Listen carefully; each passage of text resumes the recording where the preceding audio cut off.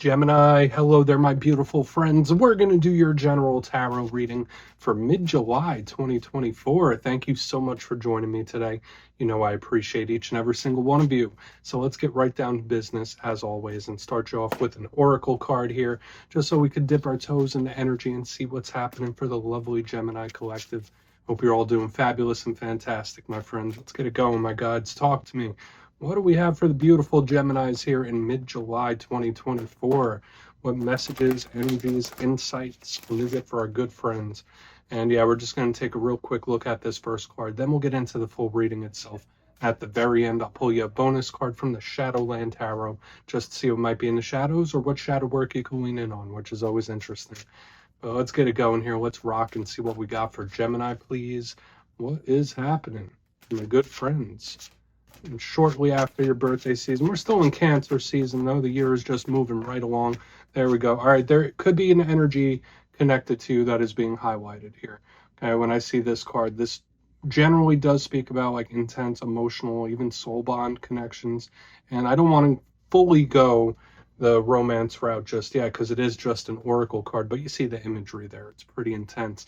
Now, before we fully dive into that, if you're new here, I'll be speaking about the July subscriber surprise towards the end, so you might want to check that out. And also, if you could kindly illuminate that like button by tapping it right on its third eye, I'd greatly appreciate it. But enough of the promo, into the reading. Let's talk more about this card. So if you look at the imagery of it, we see this man. It's like he's standing in a room in front of a mirror, and there's like a woman coming out of the mirror, like touching him. It's not like a scary movie or anything like that. To me, this does imply a few different things. One, obviously these two people care about each other quite a bit. And I personally believe that in all of our connections, all of our relationships, whether romantic, friends, family, or otherwise, we form bonds with people. And there's an energetic exchange. There's an energetic back and forth. So for some of you, this could simply be spirit just saying like, hey, there might be a mirroring going on between you and somebody else, or what you're feeling, they're feeling a very similar thing, even if it's not being voiced.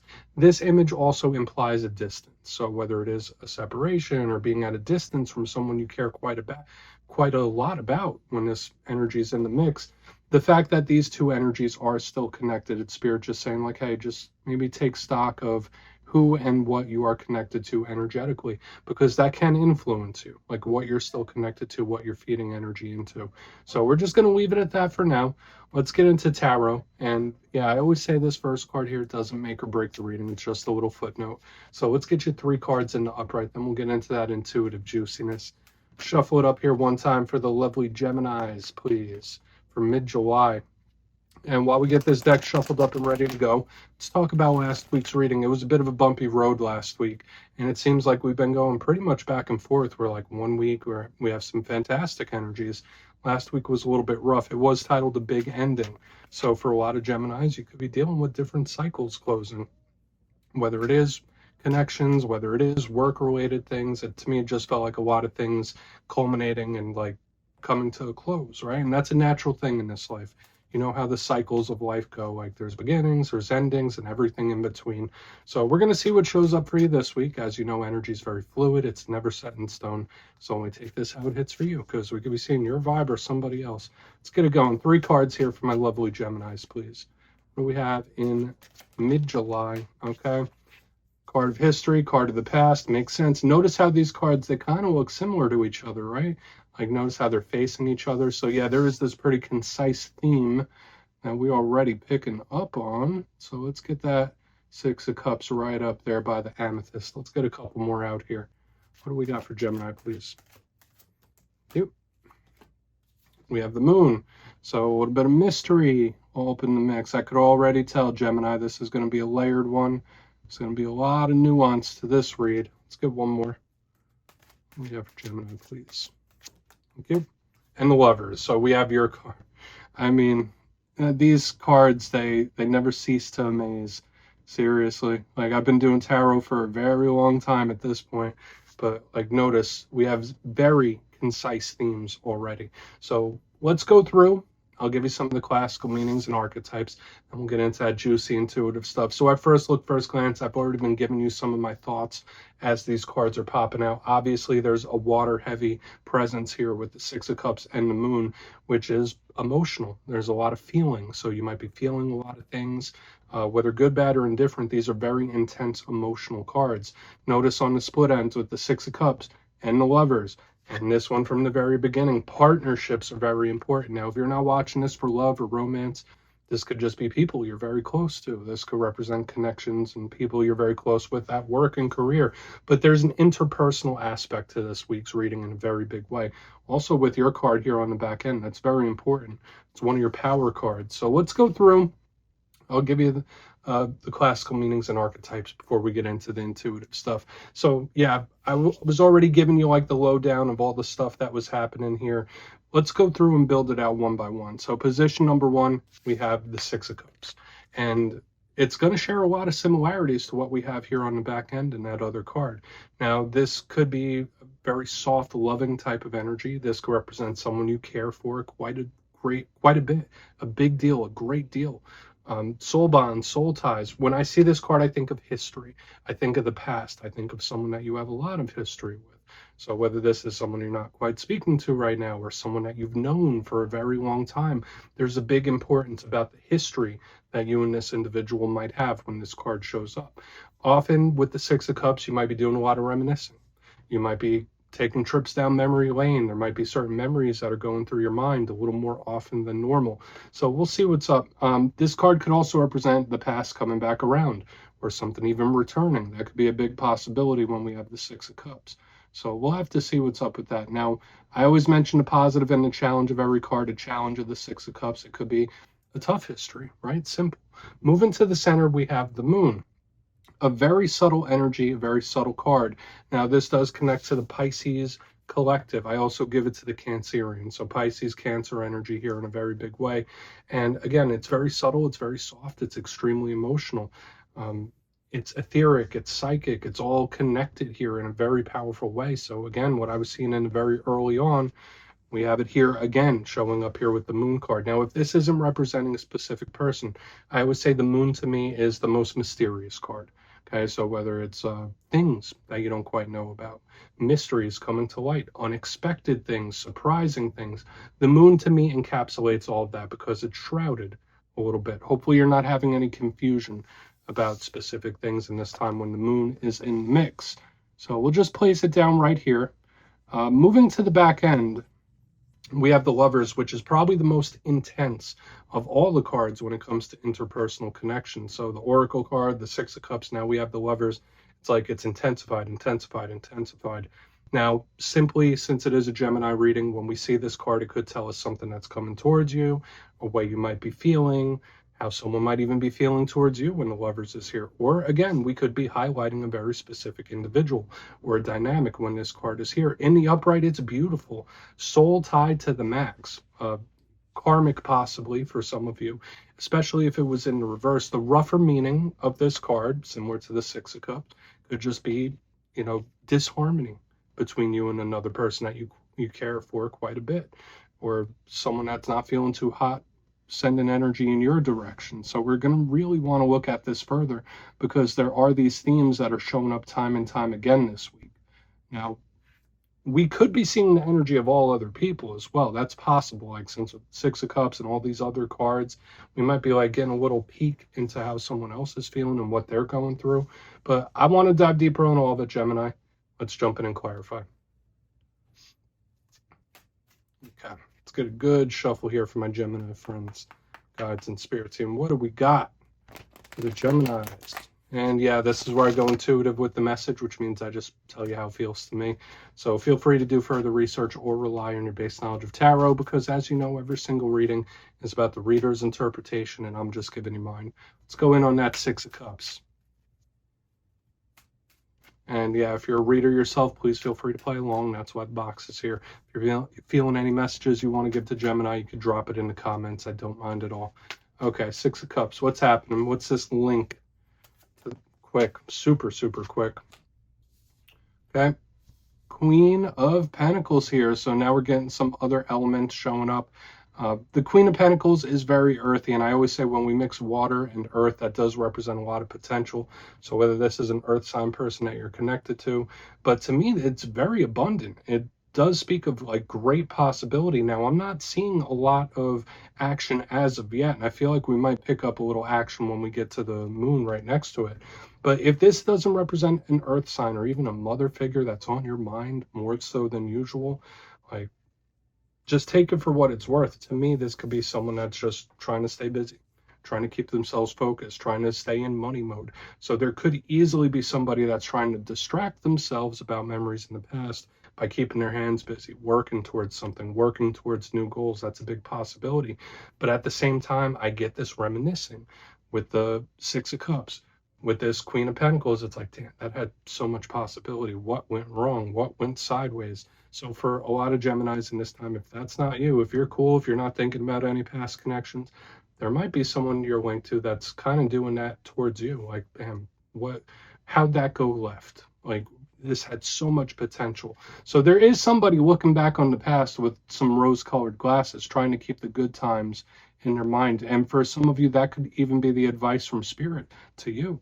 Like, if you're going through a difficult time, think about the good times. Try to focus on the positives. Try to focus on the positive times. Now, of course, does that mean we have to ignore all the challenges, all the choppy roads, all the rough things? No, you could keep those in mind, but Spirit might want you to focus on the good times for whatever reason. So let's keep moving forward. There is somebody looking back on the past in a happy way, which could be nice. Let's see why the moon is here. Let's see what this hidden type of energy has to tell us here. So why is the moon in the mix? Why is the moon here? Okay. And here it comes. And there is a possibility, and I'm not saying it's coming right now, I'm not saying it's coming tomorrow. There could be a possibility to run this back, or something to return, or to try something again. Okay? And listen, I don't want to be that prototypical reader, and if I saw an energy that was like, oh, well, don't revisit this, then don't do it. But the Four of Swords is usually a card of a break, a temporary break, stopping, pausing, right? It's not doing too much. So when it's in reverse, that is something that's taking action. It's making moves. So for a portion of you, whether it's someone thinking about approaching, or thinking about returning, or thinking about trying something again, for a portion of you, if you're having difficulties in like the work or career realm, this could be Spirit telling you, like, hey, maybe go back to your roots, or go back to something you have a lot of familiarity with. But when I see this, if we're not just talking about a return, we are talking about an action. Someone making a move, a surprising or unexpected action right here in the center. But to me, it does feel like it links into what this story is on the front end, where it's like, yeah, this was good, this felt good, what went wrong? I want to try again. So whether that's something you're feeling or somebody else, let's keep moving. I don't want to get too hung up there. For a portion of you, if that's not the case, you might just hear from someone you haven't heard from for quite a while. Like, especially with the moon and the Four of Swords in reverse, there could be someone that tries to reemerge. So let's go in on the Lovers. Then we'll do a quick recap before we get into the shadow card. So why are the Lovers in the mix? Please. Quick. 10 Cups. Cool. Gemini, I do like this. I do like this result for you. Okay, so we do have the 10 of Cups. That could be some long-lasting possible happiness coming in for you.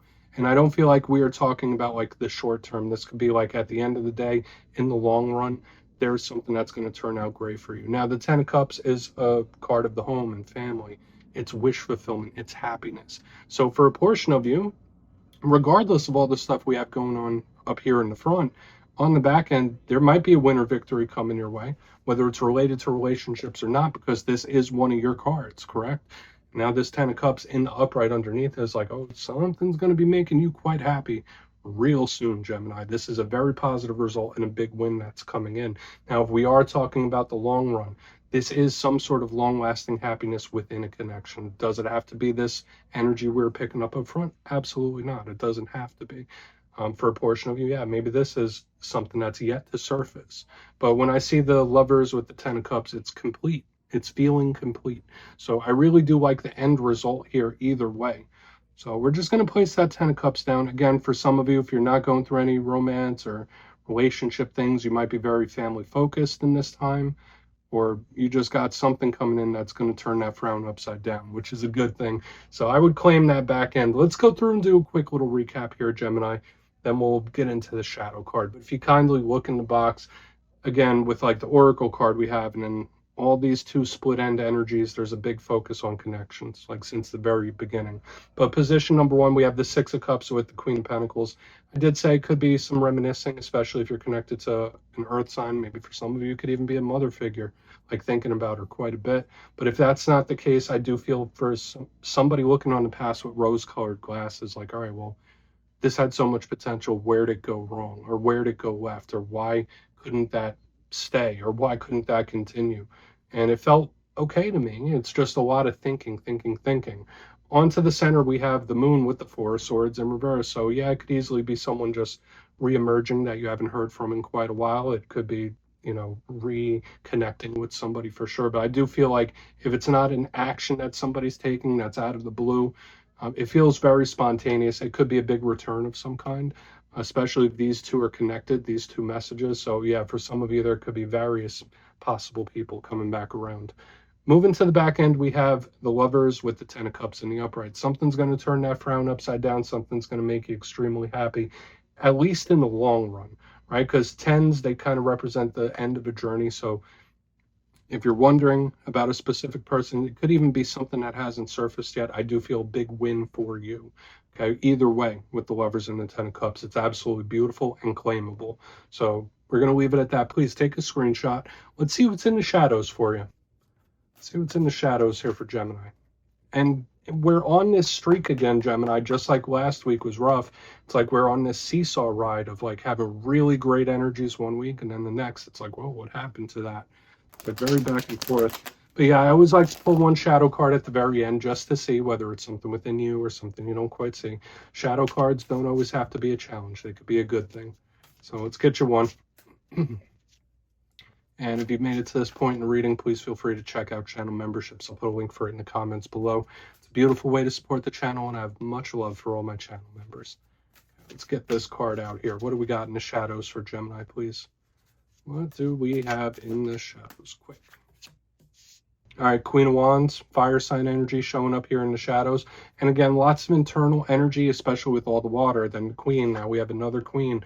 So there is a lot of inner energy within a lot of the Gemini collective in this time. Now, what does the Queen of Wands represent? To me, if we were to put it in a nutshell, she's a big part of aesthetics, beauty, but also self-confidence, how one feels towards himself and how one thinks about themselves. So in this time, especially with her in the shadows, hopefully you haven't had a ding to your confidence where you're feeling a little down about yourself.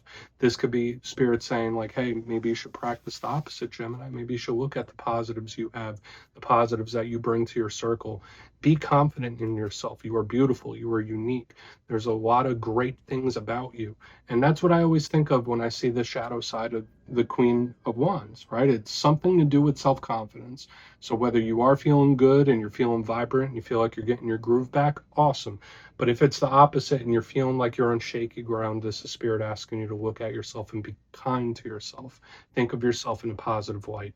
So Gemini, that's what I have for you this week, my beautiful friends. Don't click away just yet, though. I'm going to give you the details of the July subscriber surprise. If you would like to book a personal reading with me, you can check out my digital calendar at my website, mastermetaphysics.com. The link is down below. But for the July subscriber surprise, I'm giving away 2 copies of another one of my favorite decks, the Wizard's Tarot. Absolutely beautiful and works great. So if you'd like to get your name in for this, it's 2 simple things. As always, my friends, first, you must be subscribed. And second, since I have the travel bug lately, let me know down in the comments what is the most beautiful place you visited in person. You'll be entered to win, and at the end of the month, the winners will be announced in my community tab. As always, my friends, much love, and I'll see you soon.